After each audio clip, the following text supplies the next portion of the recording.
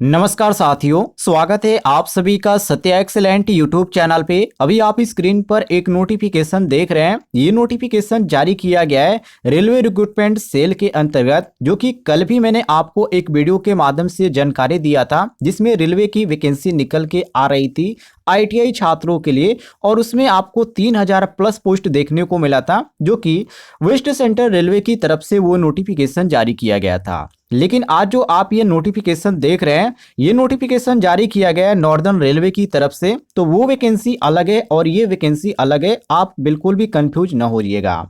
और इसमें आपको बताने वाले कैसे आप फॉर्म को अप्लाई कर पाएंगे, और अप्लाई करने का तरीका क्या रखा गया है, और इसमें कितने पोस्ट खाली है, और किन किन ट्रेडों को इसमें मौका दिया जा रहा है। तो चलिए यहाँ पर वीडियो को स्टार्ट करते हैं। सबसे पहले आप यहाँ पर नीचे आएंगे तो यहाँ पर आपको इसके बारे में फुल डिटेल में जानकारी देखने को मिल जाती है। ये किस तरह की वैकेंसी है और इसका फॉर्म कब से कब तक भरा जाएगा। तो मैं आपको शुरुआती में ही बता दूं, ये जो फॉर्म है साथियों 11/12/2023 की डेट को जारी किया गया है, जैसे कि आप इस बॉक्स में देख सकते हैं। और ये रेलवे की अप्रेंटिसशिप की वैकेंसी है, जिसका फॉर्म भरना स्टार्ट हुआ है 11/12/2023 से, और ये जो फॉर्म भरा जाएगा 11 जनवरी 2024 तक फॉर्म अप्लाई किया जाएगा। तो जो भी छात्र फॉर्म को अप्लाई करना चाहते हैं, आप इस डेट को ख्याल कीजिएगा। नीचे आप आएंगे साथियों स्क्रॉल करते हुए, तो इसके बारे में और भी बहुत सारी चीजें आपको डिटेल में देखने को मिल जाती है। जैसे कि आप स्क्रॉल करते हुए नीचे आएंगे तो यहाँ पर सबसे पहले आपको यहाँ पर ये जानकारी दिया गया क्वालिफिकेशन का, कि फॉर्म भरने के लिए आपका क्वालिफिकेशन क्या होना चाहिए, जिसमें साफ तौर पे यहाँ पर लिखा गया the candidate must have passed SSC, मतलब कि 10वीं या मैट्रिकुलेशन या 10th क्लास। आप ये की बात है, आप समझ लीजिए आपका जो यहाँ पर क्वालिफिकेशन होना चाहिए वो 10वीं पास होना चाहिए, मतलब कि 10th पास आप होने चाहिए। और 10वीं में कम से कम आपका जो परसेंटेज होना चाहिए वो यहाँ पर 50% होना चाहिए।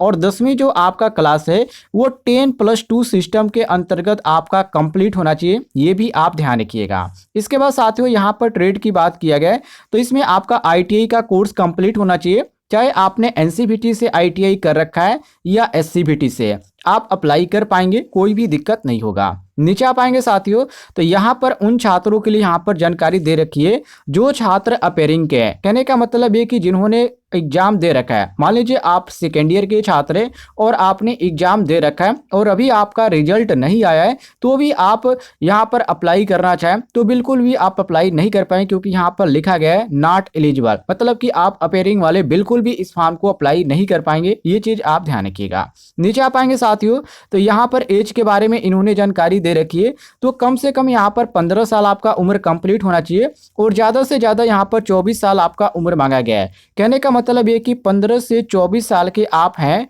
तो आप अप्लाई कर पाएंगे। और ये जो आपका उम्र मिलाया जाएगा 11/1/2024 की डेट से मिलाया जाएगा। यदि आपकी इस डेट से उम्र 15 से 24 वर्ष हो जाती है तो आप इस फॉर्म को अप्लाई कर पाएंगे। नीचे आप आएंगे साथियों स्क्रॉल करते हुए, तो यहाँ पर एप्लीकेशन फीस के बारे में आपको जानकारी देखने को मिल जाती है। तो इसमें जो एप्लीकेशन फीस रखा गया 100 रुपये रखा गया, जो कि नॉन रिफंडेबल है। और जो छात्र SC ST के अंतर्गत आते हैं उनको कोई भी यहाँ पर फीस पेमेंट करने की जरूरत नहीं, बिल्कुल उनके लिए फ्री फॉर्म है। तो अप्लाई करने वाले छात्र इस बात को जरूर ध्यान दीजिएगा। इसके बाद सिलेक्शन की बात करें साथियों, तो यहाँ पर मोड ऑफ सिलेक्शन के बारे में आप देखेंगे तो यहाँ पर नीचे साफ तौर पे लिखा गया है, इसमें आपका जो यहाँ पर होने वाला है, यहाँ पर देखिए साफ तौर पे लिखा गया बेसिस ऑफ मेरिट प्रिपेयर्ड। कहने का मतलब ये कि जो मेरिट लिस्ट तैयार की जाएगी उसी के आधार पर आपका सिलेक्शन होगा। और ये मेरिट कैसी बनाई जाती है, मान लीजिए आपका 10वीं में 50% है और ITI में 50% है, तो इसके दोनों को काउंट करके 2 से भाग दे दिया जाएगा। तो इसी के आधार पर आपका मेरिट लिस्ट बनेगी, और जिसका ज्यादा परसेंटेज रहेगा उसका पहले लिस्ट में नाम आएगा, जिसका कम रहेगा उसका दूसरे तीसरे लिस्ट में नाम आने की पूरी यहाँ पर संभावना होती है। तो फॉर्म को अप्लाई जरूर कीजिएगा। और यदि आप कहेंगे तो इस पर मैं एक डिटेल में वीडियो भी बना दूंगा, जिससे आप आसानी से मोबाइल के द्वारा भी अप्लाई कर पाएंगे। नीचे आप आएंगे साथियों स्क्रॉल करते हुए, तो यहाँ पर इसके बारे में और भी आपको जानकारी देखने को मिल जाती है।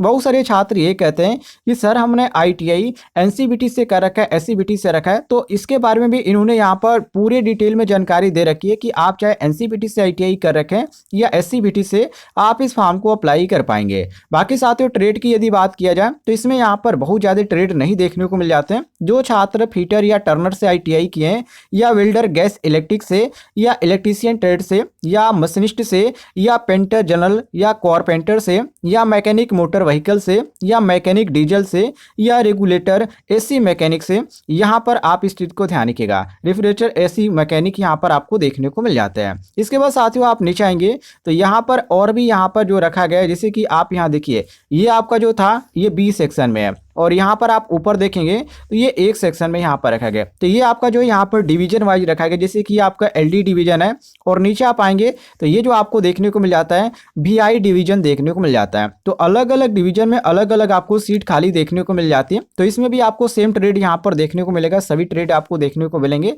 तो जिसमें आप अप्लाई करना चाहते हैं आपके ऊपर डिपेंड करता है कि आप किस डिवीजन में अप्लाई करना चाहते हैं। इसके बाद साथियों यहाँ पर अग्रीमेंट आप ट्रेनिंग की बात किया गया, मतलब कि आपको 1 साल इसमें आपको ट्रेनिंग देना ही पड़ेगा। ये चीज आप ध्यान रखिएगा। यदि आपका सिलेक्शन हो जाता है और डॉक्यूमेंट वेरिफिकेशन आपका पूरा कंप्लीट हो जाता है तो 1 साल की इसमें ट्रेनिंग दी जाएगी।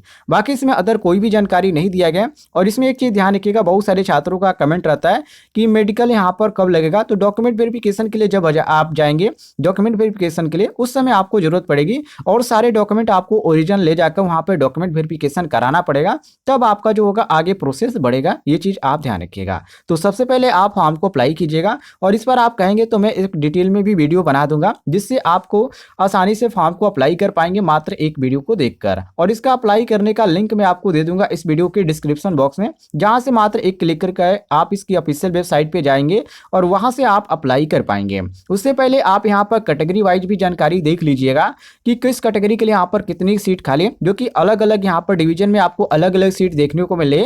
तो यहाँ पर अलग अलग कैटेगरी के लिए अलग अलग सीट भी खाली है। तो इस चीज को आप नोट कर लीजिएगा, और नोटिफिकेशन आपको टेलीग्राम पर भेज देंगे या आप हमारे व्हाट्सएप ग्रुप में जुड़ें तो वहां पर भी आपको मिल जाएगा।